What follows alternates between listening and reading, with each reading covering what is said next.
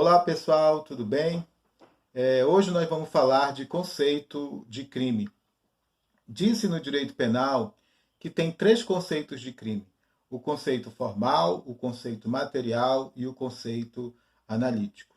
O conceito formal é a conduta proibida por lei decorrente do princípio da legalidade. Então, abre aspas, não há crime sem lei anterior que o defina. Então, tomemos como exemplo alguém que subtrai algum produto de um supermercado, né? E aí ele estaria cometendo o crime de furto, né? Simplesmente pelo fato da sua conduta se adequar à norma jurídica. O conceito material se dá quando o bem é juridicamente protegido pela lei penal, tá? Então, por exemplo, no caso de uma conduta, causar um dano à vida humana ou a um patrimônio, como eu disse ainda agora há pouco. E o terceiro conceito é o conceito analítico. Então, divide o crime em unidades estratificadas, né? Ou seja, o conceito de crime ele vai variar em função das partes componentes do crime. Quais são essas partes componentes do crime?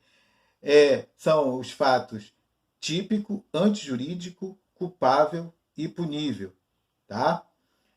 Só lembrando um detalhe, antes de eu falar dessas teorias dentro do conceito analítico, de que o conceito formal e material ele pode ocorrer da seguinte forma.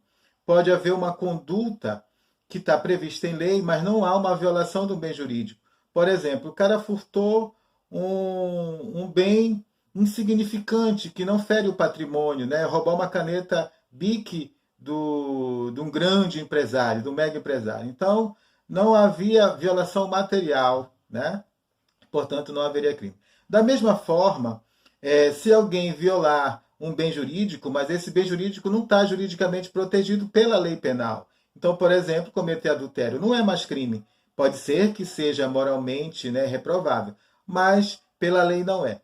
Voltando ao conceito analítico, né, desses componentes do crime, nós temos a teoria bipartite e tripartite, que são as mais aceitas pelo Brasil. Né? A quadripartite não é aceita.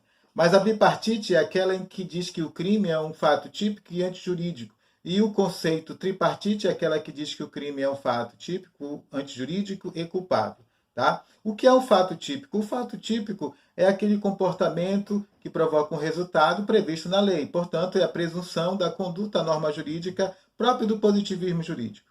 O fato antijurídico é uma contradição entre a conduta do agente e todo o ordenamento jurídico, todo.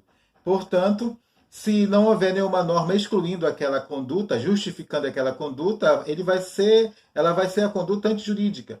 Mas, por exemplo, se o agente agir em legítima defesa, né, existe uma norma jurídica excluindo ou justificando aquela conduta, portanto, falta antijuridicidade, não há crime. Né? E o fato culpável é aquele em que a lei ela diz que isenta de pena o sujeito. Como, por exemplo, isentar de pena é quando falta imputabilidade para o sujeito. Né? E desse ponto de vista, a doutrina considera a culpabilidade como um pressuposto da pena. Tá? Agora, a teoria bipartite no Brasil ela considera fato típico e antijurídico, e a culpabilidade seria o pressuposto da pena. Já a tripartite não, considera as três partes como componentes. Nós seguimos a teoria bipartite. Tá?